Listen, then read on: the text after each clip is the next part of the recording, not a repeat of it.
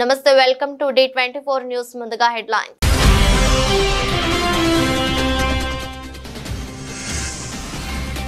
దయచేసి కులగణన సర్వేలో పాల్గొని వివరాలు అందించండి రాజకీయ నాయకులకు మంత్రి పొన్నం ప్రభాకర్ విజ్ఞప్తి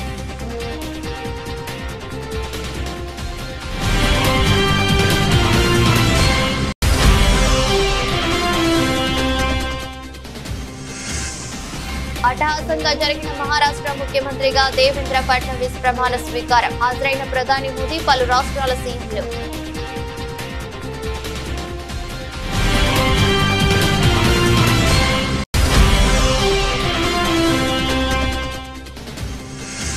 తెలంగాణ భవన్ లో డాక్టర్ బిఆర్ అంబేద్కర్ వర్ధంతి ఆయన చిత్రపటానికి నివాళులర్పించిన బీఆర్ఎస్ వర్కింగ్ ప్రెసిడెంట్ కేటీఆర్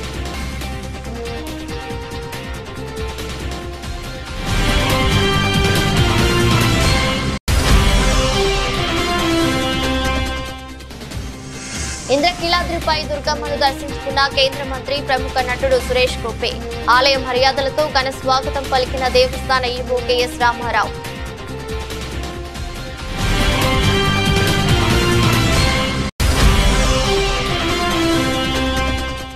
ఎమ్మెల్యేలు హరీష్ రావు పాడి కౌశిక్ రెడ్డి అరెస్టులను నిరసిస్తూ కరీంనగర్ లో బీఆర్ఎస్ నాయకులు ధర్నా బీఆర్ఎస్ ఎమ్మెల్యేల అరెస్టును తీవ్రంగా ఖండించిన మాజీ మంత్రి గంగుల కమలాకర్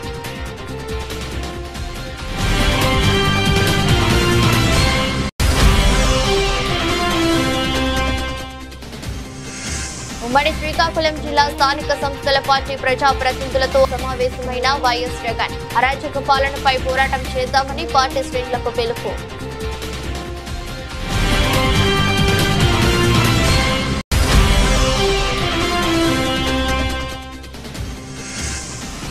అరెస్టులు నిర్బంధాలపై మాజీ మంత్రి హరీష్ రావు ఫైర్ రేవంత్ ఇది నీ నిరంకుశ నియంతృత్వ పాలనకు నిలువటద్దమంటూ విమర్శలు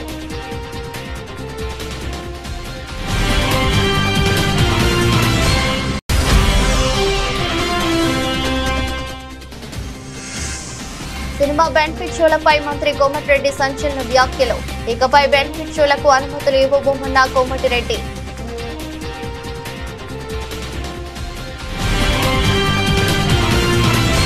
ఇప్పటికీ కేసీఆర్ కిషన్ రెడ్డి బండి సంజయ్ పలువురు నాయకులు ఇంతవరకు సమగ్ర కుల సర్వేలో పాల్గొనలేదని దయచేసి కులగణన సర్వేలో పాల్గొని వివరాలు అందించండి మంత్రి పొన్నం ప్రభాకర్ సూచించారు ఈ నేపథ్యంలో రాజకీయ నాయకులకు మంత్రి పొన్నం ప్రభాకర్ విజ్ఞప్తి చేశారు గతంలో బీఆర్ఎస్ సర్వే నిర్వహించినప్పుడు ప్రతిపక్ష నాయకులుగా మేము సర్వేలో పాల్గొని సమాచారం ఇచ్చామని ఇప్పుడు వారు సహకరించాలని కోరుతున్నారు. తెలంగాణ రాష్ట్ర ప్రభుత్వం పక్షాన ప్రతిష్టాత్మకంగా రాష్ట్ర వ్యాప్తంగా కుల సర్వే జరిగింది. ఇప్పటికీ ఇందులో ఎవరైనా తమ సమాచారం ఇవ్వని రాజకీయ పార్టీల నాయకులు ప్రజాప్రతినిధులు అధికారులు ఉన్నత స్థాయి అధికారులు ఎవరైనా తమ సమాచారం ఇవ్వకపోయి ఉంటే దయచేసి మీ ప్రాంత సమాచార సేకరణ అధికారి ఎమ్యునరేటర్కు పిలిచి మీ యొక్క సమాచారాన్ని ఇవ్వాల్సిందిగా కోరుతా ఉన్నాం. రాజకీయాలు లేవు ఇందులో. గతంలో టీఆర్ఎస్ ప్రభుత్వం చేసినప్పుడు కూడా మేమందరం ప్రతిపక్ష నాయకులుగా అందరం ఇచ్చినాం. ఈరోజు ఇప్పటికీ గౌరవ మాజీ ముఖ్యమంత్రి కేసీఆర్ గారు, కేంద్ర మంత్రులు కిషన్ రెడ్డి గారు, అదేవిధంగా బండి సంజయ్ గారితో పాటుగా రాష్ట్రానికి సంబంధించినటువంటి ఇతర రాజకీయ పార్టీల నాయకులందరూ కూడా ఈ యొక్క కుల సర్వేకు సహకరించాలి. లేదా సమాచారాన్ని ఇవ్వకుండా బీసీల వ్యతిరేకులుగా ఈ యొక్క నిర్వహణకు వ్యతిరేకంగా మీరు భావం ఉంటే బహిరంగంగా చెప్పండి. కానీ ప్రభుత్వం తీసుకున్నటువంటి సర్వే సమాచారంలో మీరు లేకుండా ఉంటే మంచిది కాదు. కాబట్టి ఈ సమాచార సేకరణకు సహకరించి మీ వివరాలను ఇవ్వాల్సిందిగా నేను ఈ సందర్భంగా కోరుతా ఉన్నాను. ఎవరైనా రాకపోతే వాళ్ళు పోస్టులు పెట్టి వాళ్ళు విమర్శ చేయడం కాదు. కొంత ఎక్కడైనా అవగాహన లోపంతోటో సమాచారం లోపంతోటో ఆ అధికారి మీ దగ్గర రాకపోయింటే బాధ్యత గల వాళ్ళుగా మీకు విజ్ఞప్తి చేస్తాను. ప్రభుత్వం పక్షాన వాళ్ళని ఆహ్వానించి వారి యొక్క సమాచార సేకరణ ఇవ్వాల్సిందిగా కోరుతాను. ఇంద్రకీలాద్రిపై వేంచేసి ఉన్న దుర్గమ్మను కేంద్ర మంత్రి ప్రముఖ నటుడు సురేష్ గోపి దర్శించుకున్నారు. దేవస్థాన ఈవో కెఎస్ రామారావు ఆలయ మర్యాదలతో మంత్రి సురేష్ గోపికి ఘన స్వాగతం పలికారు. దుర్గమ్మ దర్శనం అనంతరం పండితులు వేద ఆశీర్వచనాలు అందించారు. అనంతరం దుర్గమ్మ చిత్రపటాన్ని ప్రసాదాన్ని కేంద్ర మంత్రి సురేష్ గోపికి అందజేశారు. దుర్గమ్మను దర్శించుకోవడం తనకెంతో సంతోషంగా ఉందని ఈ సందర్భంగా ఆయన పేర్కొన్నారు.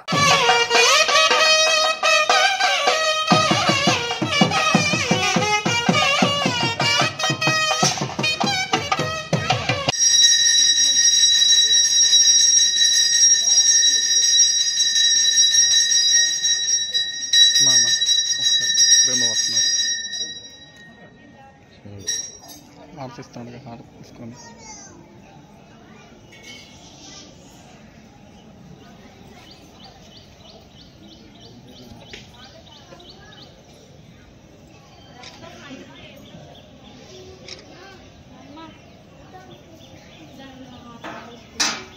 కాంగ్రెస్ ప్రభుత్వం తెలంగాణలో స్వేచ్ఛను హరిస్తున్నదని బీఆర్ఎస్ వర్కింగ్ ప్రెసిడెంట్ కేటీఆర్ అన్నారు. ప్రజాస్వామ్యబద్ధంగా నిరసన తెలుపుతుంటే అడ్డుకుంటున్నారని చెప్పారు.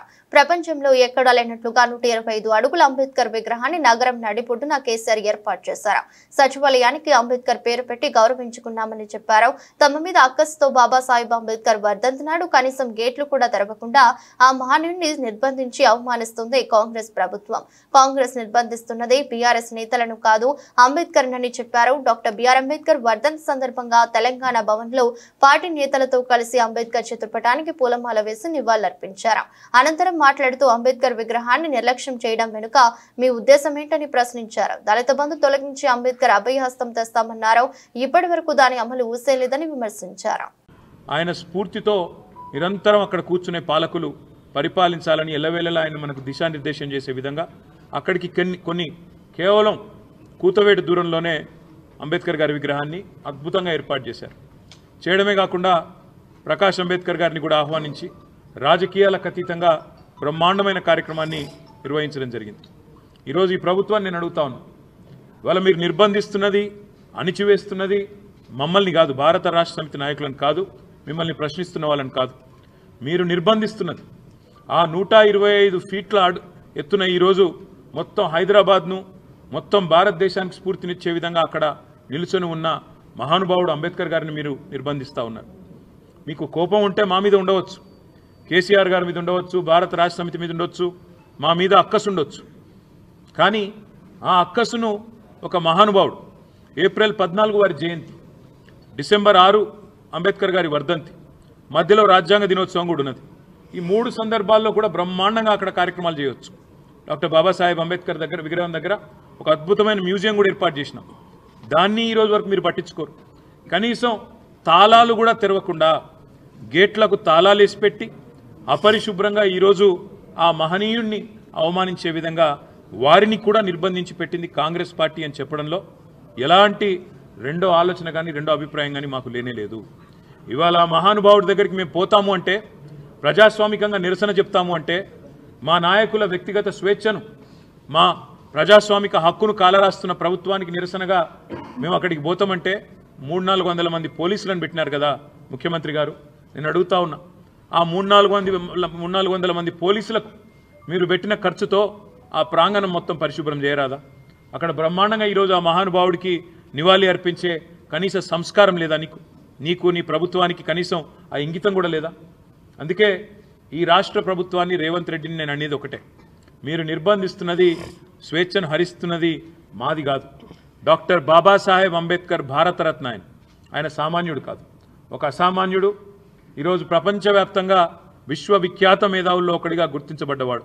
ప్రపంచంలోని గొప్ప విశ్వవిద్యాలయాలు, హార్వర్డ్ అలాంటి భాజపా శాసనసభాపక్ష నాయకుడు దేవేంద్ర ఫడ్నవీస్ ముఖ్యమంత్రిగా ప్రమాణ స్వీకారం చేశారు. శివసేన అధినేత ఏక్నాథ్ సిండే, ఎన్సీపీ అగ్రనేత అజిత్ పవార్ కు ఉప ముఖ్యమంత్రుల హోదా కల్పించారు.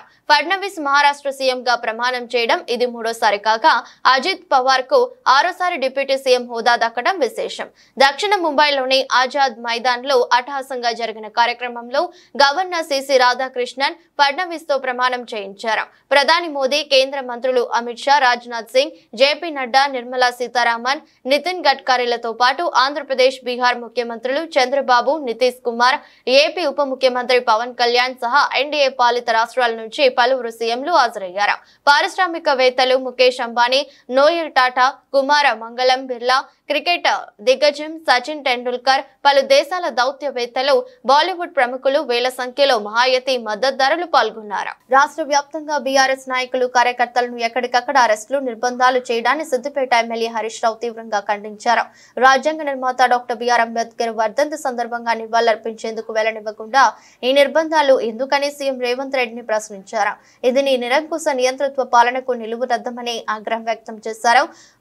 ఒకవైపు ప్రజాపాలన విజయోత్సవాలు అని ప్రచారం చేసుకుంటూ మరోవైపు రాష్ట్రంలో అప్రకటిత ఎమర్జెన్సీని ప్రకటించామని ధ్వజమెత్తారు. మీ అప్రజాస్వామిక విధానాలు రాజ్యాంగ ఉల్లంఘనలకు పాల్పడుతున్న వైఖరిని చూసి హైదరాబాద్ నడిగడ్డపై ఉన్న అంబేద్కర్ సైతం నివ్వెరపోతున్నారని చెప్పారు.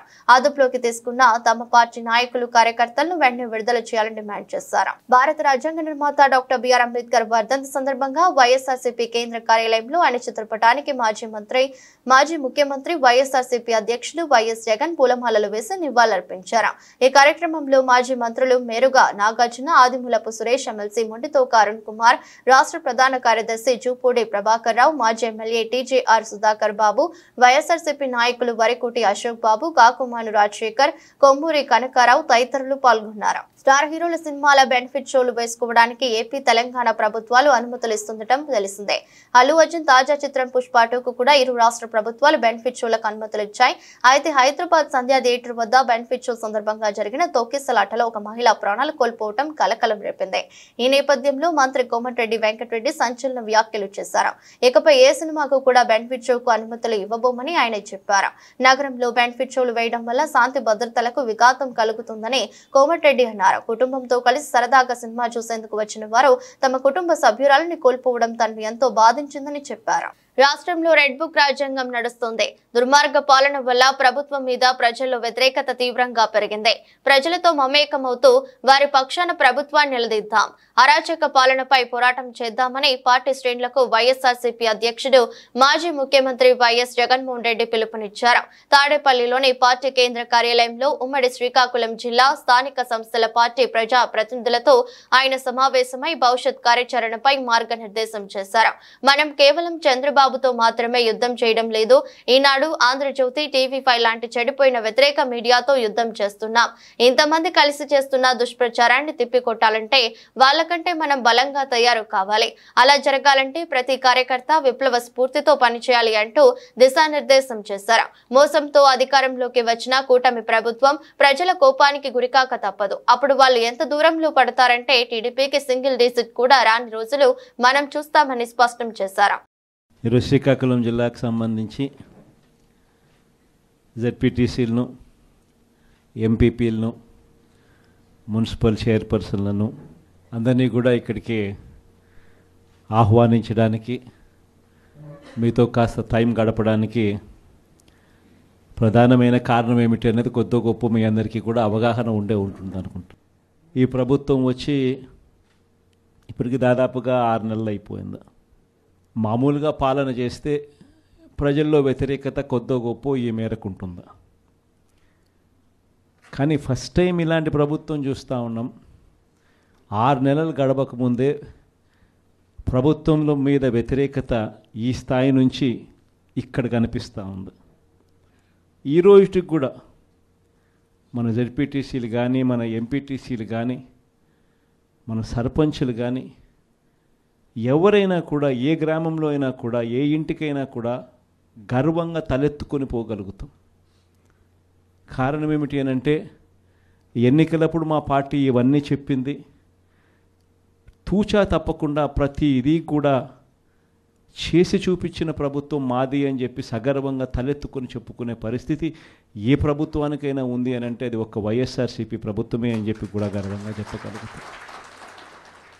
నిజంగా దాని క్యాంపెయిన్ మనం ఎంత తీవ్రమైన క్యాంపెయిన్ జరిగింది అన్నది ఒకసారి గమనించినట్లయితే ఏ ఇంటికి ఎవరు పోయినా కూడా తెలుగుదేశం వాళ్ళు, తెలుగుదేశం ఎమ్మెల్యే నుంచి, తెలుగుదేశం కుటుంబ సభ్యుల నుంచి, తెలుగుదేశం పార్టీ కార్యకర్తల దగ్గర నుంచి ఎవరు పోయినా కూడా ప్రతి ఇంటికి వాళ్ళు చెప్పిన మాట, ఇంట్లో ఎవరు కనపడినా కూడా చిన్నపిల్లలు కనపడితే స్టార్ట్, నీకు 15,000, నీకు 15,000, నీకు 15,000, సంతోషమా?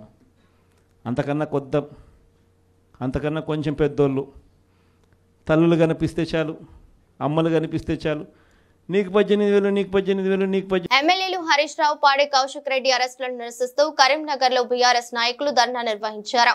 మాజీ మంత్రి కరీంనగర్ ఎమ్మెల్యే గంగుల కమలాకర్ ఆధ్వర్యంలో ఎన్టీఆర్ చౌరస్తాలో రోడ్డుపై బైఠాయించి ధర్నా నిర్వహించారు. ఈ సందర్భంగా గంగుల కమలాకర్ కాంగ్రెస్ ప్రభుత్వ వైఖరిపై మండిపడ్డారు. బీఆర్ఎస్ ఎమ్మెల్యేల అరెస్టును తీవ్రంగా ఖండించారు. ఈ నిరసనలో జిల్లా అధ్యక్షుడు జీవి రామకృష్ణరావు, నగరాధ్యక్షుడు చల్లా హరిశంకర్, బీఆర్ఎస్ కార్పొరేటర్లు, పార్టీ శ్రేణులు భారీగా పాల్గొన్నారు. ఎమ్మెల్యేకే హక్కు లేకుండా పోయింది, మాట్లాడే హక్కు లేకుండా పోయింది. అడగడానికి హక్కు లేకుండా పోయింది.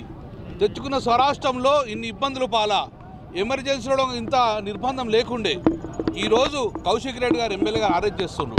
ఎందుకు అరెస్ట్ చేస్తున్నారు? ఒక ఎమ్మెల్యేనే కదా, మేమే తీసుకొస్తామని హరీష్ రావు మంత్రితో పాటు హరీష్ రావు గారు ఎమ్మెల్యేతో పాటు అందరూ పోతే కూడా అందరూ ఎవరు మాట్లాడద్దు, మీకు హక్కు లేదు, స్వేచ్ఛ లేదు తెలంగాణ అని చెప్పి అందరూ ఈరోజు పోలీసులు అరెస్ట్ చేసుకోవాలని తెచ్చుకున్న ఒక సంవత్సర కాలంలో కాంగ్రెస్ పార్టీ రేవంత్ రెడ్డి గారి సర్కారులో ఒక సంవత్సర పాలన ఇన్ని నిర్బంధాలు ఇన్ని అరెస్టులా అంటే తెలంగాణలో ప్రజలు నోరు వెప్పద్దా? ప్రజా సమస్యలు మాట్లాడకూడదా? మేము ప్రజలచే ఎన్నుకోబడిన ప్రజాపత్రం, ప్రజా సమస్యలు మాట్లాడే హక్కు మాకు ఇచ్చిన ప్రజలు, మేము మాట్లాడాలంటే కూడా మమ్మల్ని నిర్బంధం చేస్తారా? తెలంగాణ రాష్ట్రం మాట్లాడితే జైలు పంపిస్తామని ధోరణి ఉన్నది. కాబట్టి నేను ఒకటే చెప్తున్నాను, సంవత్సర కాలంలో మా మీద అరెస్ట్ గురించి మీరు కాన్సన్ట్రేట్ చేయకూడదు. ప్రజలకు మీరు ఏదైతే హామీ ఇచ్చారో దాని మీద కాన్సన్ట్రేట్ చేయరు. ప్రజలు ఏమైతే అడుగుతున్నారో వాళ్ళని డిమాండ్ చేసుకోరు. కానీ మేము మాట్లాడితే జైలుకు అంటే ఈ జైలు సరిపోవు. జైల్లో తెలంగాణ రాష్ట్రంలో 10,000 మందికి ఎక్కువ జైలు సరిపోవు, 10,000 మందికి ఎక్కువ జైలు ఉండవు. కానీ లక్షలాది మంది తెలంగాణ రాష్ట్ర ప్రజలందరూ ఇబ్బంది పడుతున్నారు. కాబట్టి ఇప్పటికైనా అరెస్టులు మానుకోండి. ఎమ్మెల్యేలు అంటే ఇంతవరకు నేను 4 సార్లు ఎమ్మెల్యే గెలిచాను. ఏ రోజులో ఇంత ఎమ్మెల్యే మీద నిర్బంధం జరగాలి? రాజశేఖర్ పరిపాలన ఎమ్మెల్యేలకు స్వేచ్ఛనిచ్చిండు. కానీ ఫస్ట్ టైం ఈరోజు ఎమ్మెల్యేను నిర్బంధం చేసి జైల్లో పంపించే సంస్కృతి. కాబట్టి ఇది తెలంగాణ ప్రభుత్వానికి కానీ తెలంగాణ సమాజం కానీ మంచిది కాదు. కాబట్టి ఇప్పటికైనా విరమించుకోమని చెప్పి మేము డిమాండ్ చేయడం జరుగుతుంది. పొద్దున ఇన్సిడెంట్ జరిగింది కాబట్టి మీరు ఇమ్మీడియట్గా జిల్లా పార్టీ తీసుకున్న నిర్ణయం ప్రకారం రాష్ట్రంలోకి వచ్చేయడం జరిగింది. కానీ ఇందులో చాలా అంబులెన్స్లు ఆగి ఉన్నాయి, చాలా ప్రజలు ఇబ్బంది పడుతుంది. కాబట్టి తెలుగు అనౌన్స్మెంట్ చేసినాం కాబట్టి ఒక 5-10 నిమిషాలు చేసుకొని మా నిరసన రాష్ట్ర ప్రభుత్వం చెప్పడం జరిగింది. ఇలాగే కొనసాగితే మాత్రము మా యొక్క నిరసనలు ఇలాగే కొనసాగుతూనే ఉంటాయి రాష్ట్ర వ్యాప్తంగా. కాబట్టి ఇప్పటికైనా ప్రభుత్వాన్ని మేము రిక్వెస్ట్ చేస్తున్నాం, ప్రభుత్వాన్ని హెచ్చరిస్తున్నాం. ఇమ్మీడియట్గా ఏదైతే ఎమ్మెల్యేని అరెస్ట్ చేయడము, నోరు మాట్లాడేవాళ్ళు అందరూ దమనకాండ నిర్బంధం చేస్తా అంటే గిట్ట తెలంగాణ గడ్డ మీద సమాజం కూడా ఎప్పుడు ఆవేశంగా అడుగుతూనే ఉంటుంది. ప్రపంచ వ్యాప్తంగా మహిళలు అనేక రకాలైన హింసను ఎదుర్కొంటున్నారని, అవగాహన రాహిత్యం వల్ల చాలా ఘటనలు బయటకు పడటం లేదని no to violence against women committee member doctor Shailaja ఆవేదన వ్యక్తం చేశారు. ఐక్యరాజ్య సమితి దీన్ని గుర్తించి ప్రజలకు, ప్రభుత్వాలకు తెలియజేయడం కోసం 25 నవంబర్ అంతర్జాతీయ మహిళా హింస నిర్మూలన దినంగా ప్రకటించారని వెల్లడించారు. అంతర్జాతీయ మహిళా హింస నిర్మూలన దినోత్సవం సందర్భంగా వివోజిఎస్ ఆధ్వర్యంలో మహిళలపై హింసను అరికట్టాలంటూ నిరసన ర్యాలీ చేపట్టారు. ఈ కార్యక్రమంలో పాల్గొన్న డాక్టర్ శైలజ మాట్లాడుతూ ప్రపంచ వ్యాప్తంగా మహిళలు అనేక సందర్భాలలో అనేక రకాలుగా హింసను ఎదుర్కొంటున్నారని, అయితే చాలా సందర్భాలలో ఆ హింస సమాజానికి తెలియడం లేదని అన్నారు. మహిళా హింస అంటే ఏమిటి, ఎలా ఎదుర్కొనాలి, ఎలాంటి శిక్షలు మహిళా హింసకు ఉంటాయనే విషయాలపై అవగాహన కార్యక్రమాలు చేయాల్సిన అవసరం ఉందన్నారు. అందులో భాగంగా విజయవాడ, తిరుపూరు, నూజివీడు, ఆగరపల్లి, కొండపల్లి, మంగళగిరి, గన్నవరం, ఉయ్యూరు, తెనాలిలో గల విద్యాలయాలు అన్నిటిలో ప్రత్యేక కార్యక్రమాలను చేసినట్లు తెలిపారు. స్కూల్స్, కాలేజీ పిల్లలకు అవగాహన కల్పించడం కోసం 60 విద్యా సంస్థలలో 12,500 మంది విద్యార్థులకు, 400 మంది ఉపాధ్యాయులకు అవగాహన కల్పించినట్లు తెలిపారు.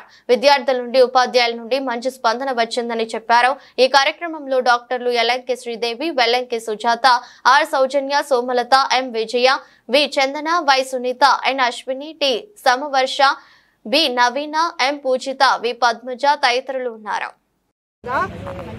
యునైటెడ్ నేషన్స్ వారు డిక్లేర్ చేశారు 25th November has been declared as International Day for Elimination of Violence Against Women by United Nations. So దానికి ఏంటంటే ఇప్పుడు ఈ రోజుల్లో చూసుకుంటుంటే మహిళల మీద హింస చాలా చాలా పెరిగిపోయింది. అన్ని కేసులు కూడా బయటికి రావట్లేదు. సో దానికి 2024 వారు ఒక నినాదం తీసుకున్నారు.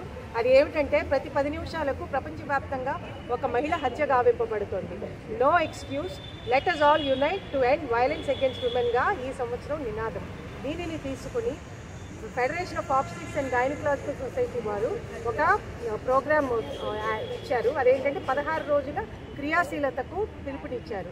వారు దానిని ఆలంబనగా చేసుకుని మేము Vijayawada obstetrics and gynaecological society వారందరం కూడా, డాక్టర్స్ అందరం కూడా అనేక విద్యాలయాలు తిరిగి, అనేక విద్యా సంస్థలు తిరిగి బాయ్స్కి, గర్ల్స్కి, కాలేజెస్లో కూడా బాయ్స్ స్టూడెంట్స్, గర్ల్స్ స్టూడెంట్స్ అందరినీ కవర్ చేస్తా దాదాపు 13,000 మంది విద్యార్థులకు, 400 మంది టీచర్స్కి ఈ మహిళల మీద హింస అంటే ఏమిటి, ఎన్ని రకాలుగా జరుగుతుంది, ఎవరైనా గురి అవుతే వాళ్ళు ఏం చేయాలి, పక్కన ఉన్న వాళ్ళు ఏం చేయాలి, దానికి రెమెడియల్ మెజర్స్ ఏంటి, తర్వాత self help techniques, self defence techniques అన్నీ కూడా వివరించడం జరిగింది.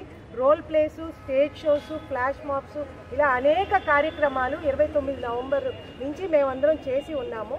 ఇది మన విజయవాడ సిటీలోనే కాదు, చుట్టుపక్కల కొండపల్లి, తిరువూరు, మైలవరం, గోశాల, ఉయ్యూరు, తర్వాత మంగళగిరి, తెనాలి, ఇలా అన్ని ప్లేసెస్లో కూడా ఎక్కడైతే మా విజయవాడ ఆబ్స్టిక్స్ అండ్ సొసైటీ మెంబర్స్ ఉన్నారో కూడా మేమందరం కూడా చాలా డెడికేటెడ్గా సెషన్స్ చేసి ఉన్నాము. దాని గురించి ఇది ఫైనల్గా మేము ఏంటంటే ఒక ర్యాలీ తీస్తున్నాం, so that general public also will know that such things are happening in the world. గవర్నమెంట్ని కూడా ఎలా మనం ప్రెషరైజ్ చేయాలి దీని గురించి మెజర్స్ తీసుకోవడానికి అని కూడా మేము చెప్తున్నాం.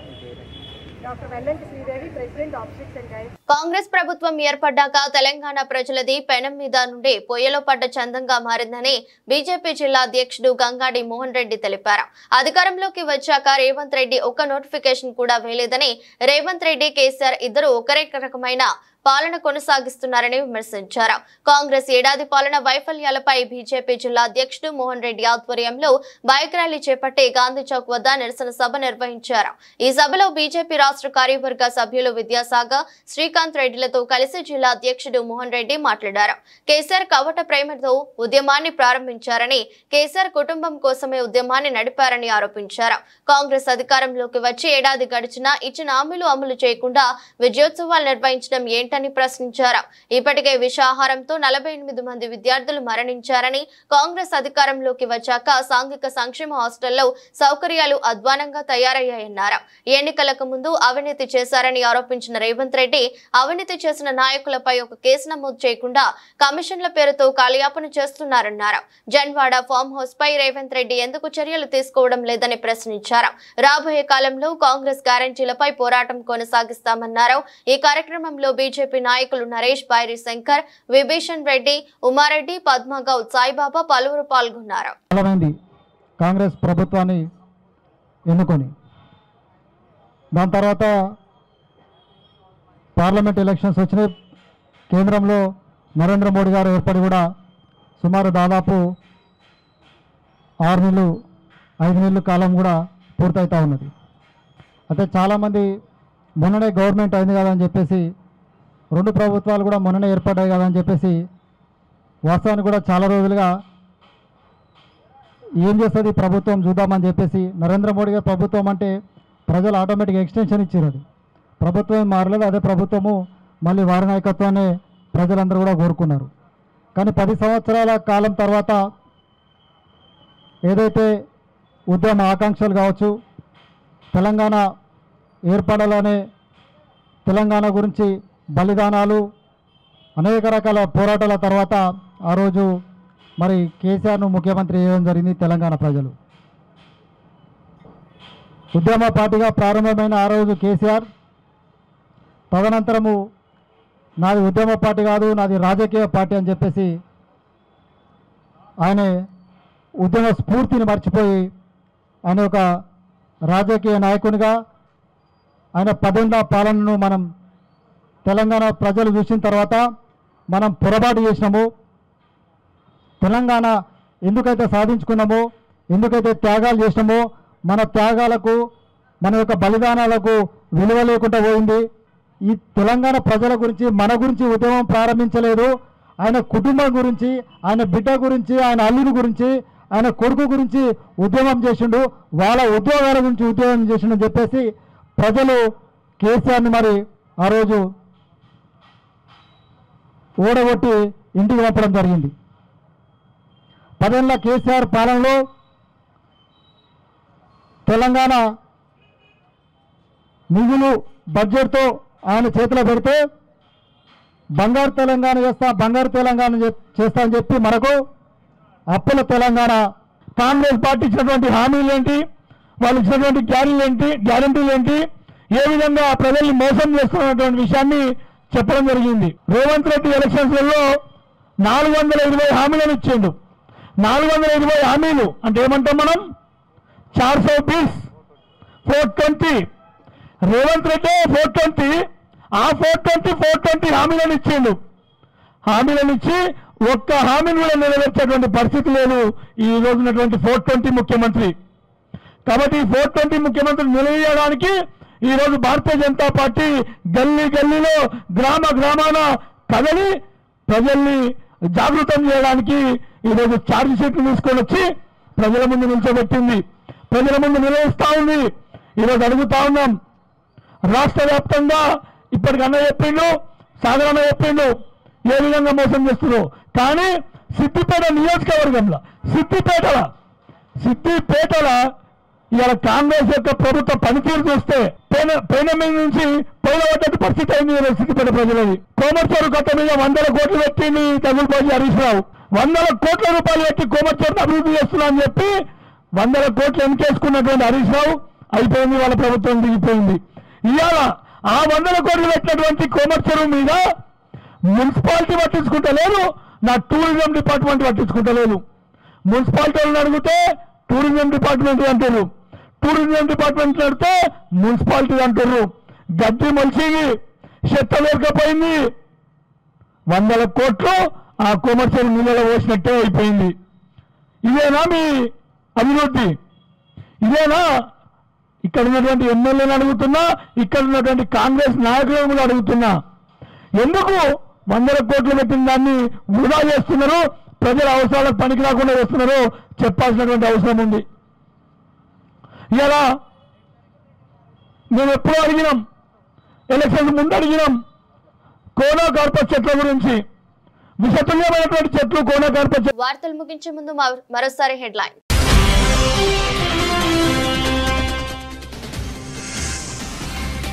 దయచేసి కులకన్న సర్వేలో పాల్గొని వివరాలు అందించండి. రాజకీయ నాయకులకు మంత్రి పొన్నం ప్రభాకర్ విజ్ఞప్తి.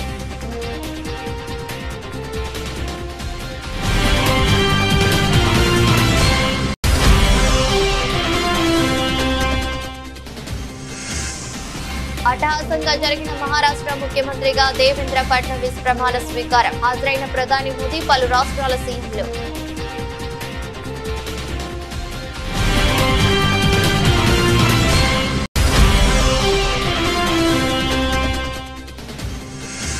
తెలంగాణ భవన్ లో డాక్టర్ బిఆర్ అంబేద్కర్ వర్ధంతి. ఆయన చిత్రపటానికి నివాళులర్పించిన బీఆర్ఎస్ వర్కింగ్ ప్రెసిడెంట్ కేటీఆర్.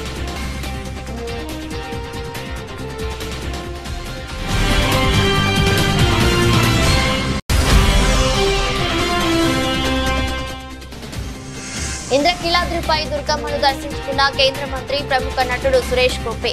ఆలయ మర్యాదలతో ఘన స్వాగతం పలికిన దేవస్థాన ఈవో కెఎస్ రామారావు.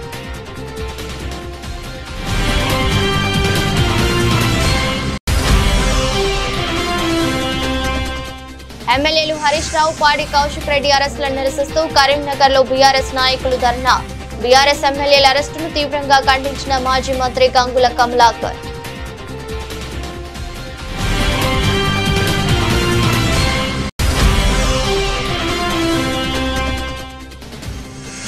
ఉమ్మడి శ్రీకాకుళం జిల్లా స్థానిక సంస్థల పార్టీ ప్రజాప్రతినిధులతో సమావేశమైన వైఎస్ జగన్. అరాచక పాలనపై పోరాటం చేద్దామని పార్టీ శ్రేణులకు పిలుపు.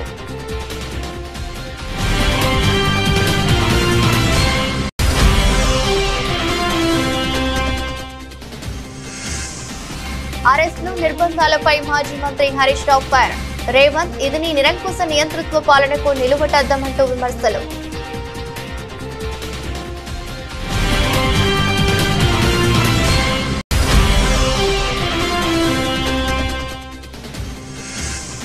సినిమా బెనిఫిట్ షోలపై మంత్రి కోమటిరెడ్డి సంచలన వ్యాఖ్యలు. ఇకపై బెనిఫిట్ షోలకు అనుమతులు ఇవ్వబోమన్న కోమటిరెడ్డి.